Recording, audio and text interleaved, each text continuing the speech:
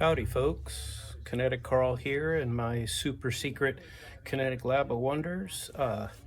More of the Barracuda. I've done both the left and right tie rods, and now I'm going to do this center doohickey tie rod right down here.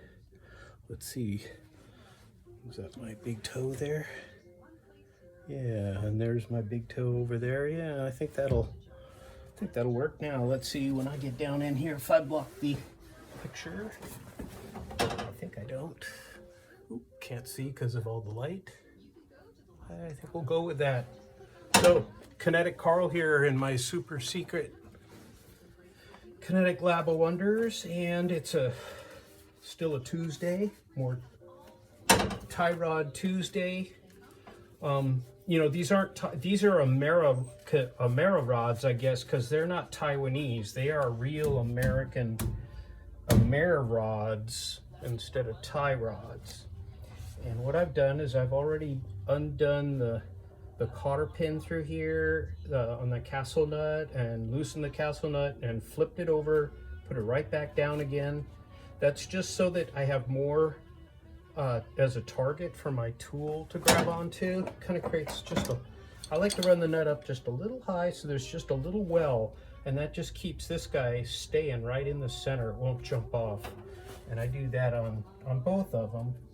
So there's just the tiniest of a well, not enough that this can bunger the threads. And if it does, when I take the nut off, it'll clean them up. So anyhow, or we could run a die over if we have to. So this gadget, I don't know if you saw the first episode, but this is a ball joint extractor, and there's it basically grabs onto the ball joint shoulders with these forks and pushes against the thing down here, the tie rod, the Amera rod. It's not Taiwanese. So this is for those that don't understand, this is the part of the steering. Here's your steering wheel right here. And if I turn the steering wheel, you'll see that's turning to the left. You know, the way I'm turning the wheels, if the driver were thinking he was going to turn left, or she, the driver is now turning to the right, and you see the arms go that way. Isn't that nifty? I love Dodge has some really cool steering gear. But anyhow, so I think we'll go, well, here, we'll give ourselves a bigger bit of room so I don't bang into that exhaust. So now I believe we're recording. Yeah, we're recording. I just had to double check. I've done this before where I think I'm recording and I'm not. But yeah, here we go. I just gotta slack this so that the nut, so that jaw isn't running into the nut. And now I'm gonna grab a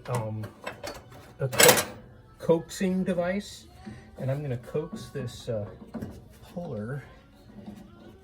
Just really back that out of the way so I know that is not in the game.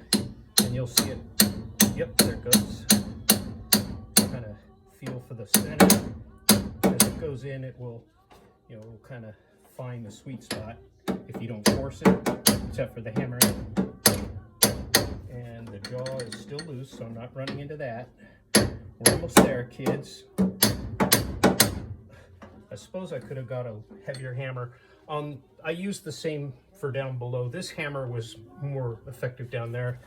Then the big hammer just was too much to try and swing around down there. But I got more room here. I suppose I could go over to the big hammer, but I didn't bring it here into the engine compartment with me. So now I'm going to get the ratchet.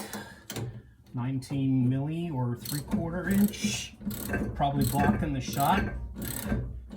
Now, the other ones, if you watched my previous video, they took a bit of convincing.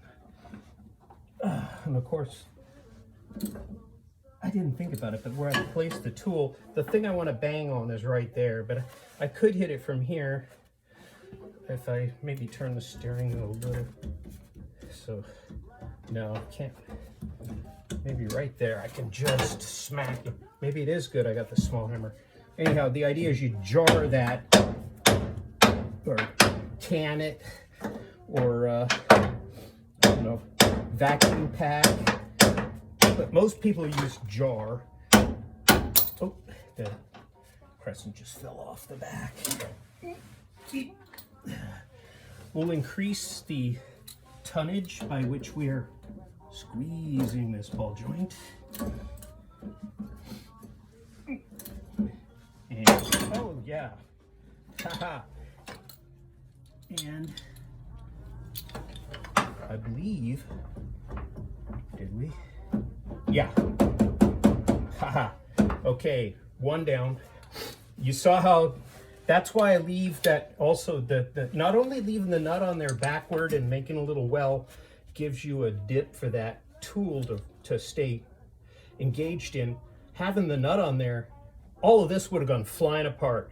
And if it's the second one you do, they're usually in pairs. If it's the second one, then your parts go flying under the car and you got to go collect them. But if you leave the nut on backward like I did, so you don't kill the castles if you have to reuse your castle nut. Some kits include new nuts, some don't. I always protect, I protect them. Like to, you know, being a salvager, I like to salvage as much as I can. So now we're on to this one. That one's not, yeah. And now I'm going to slack the tool and we'll repeat the operation. I'm just going to turn that exhaust. I don't know how many times I've turned that thing to get it out of the way of some operation I'm about to perform.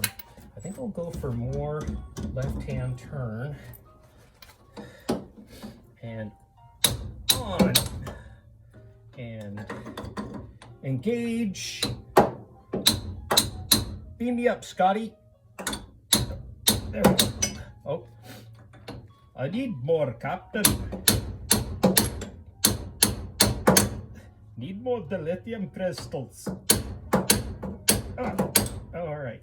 I think by the time that comes down, I think we'll just yeah, there. Okay, so now we'll load it up with some pressure.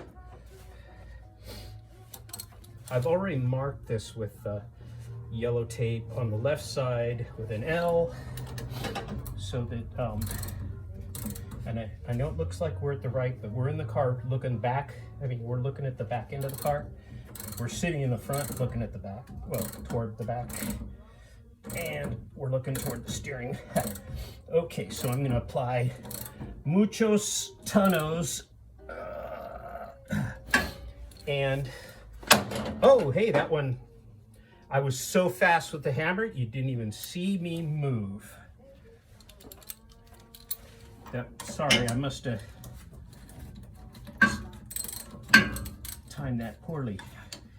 There we go. Okay, so now both are loose. Let's see if I can extract anything without vice grips. Last time I had to resort to some vice grips.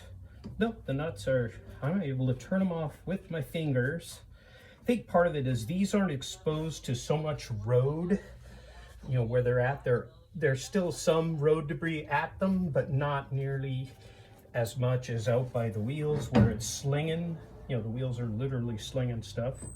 So again, I'm going to put these on castle end first. That's upside down.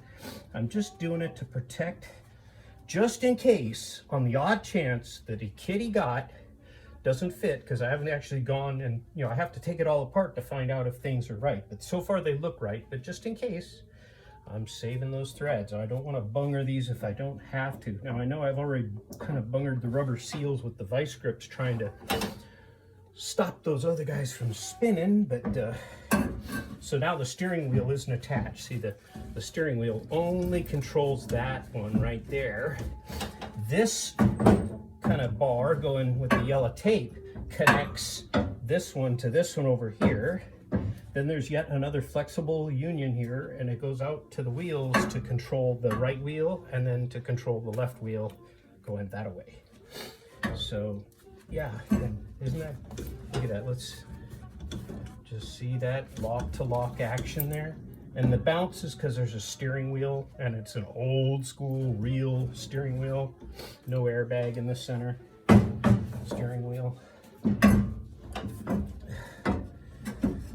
And this one, just with fingers, yeah, because it didn't get out into the spray of the sand and the rocks and the salt, and 1966 to here is worth of dirt slung at the wheel, from the wheels at the body. So this bar, oriented this way, is like the center of the steering. Now this has, the right wheel could turn to the right if it wanted to, and the left wheel could turn to the left, because this isn't in the middle anymore. Actually, the left wheel you'd have control over, and the right wheel would just be bonkers because it's not connected.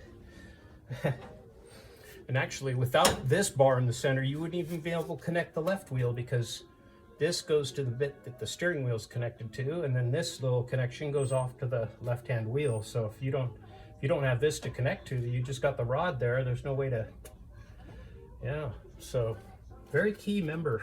I don't know. I'm just calling it a tie rod. I'm sure there's a more technical name for that tie rod, but it ties the right to the left. Okay, so that was the procedure that I wanted to attain for this little vignette. So the next time I come in, I don't know. Do I try? Yeah, I gotta shift gears to get these guys off. I'm gonna bring the camera in from below, I believe, because you won't see much. You'll only see the nut coming off. I don't know.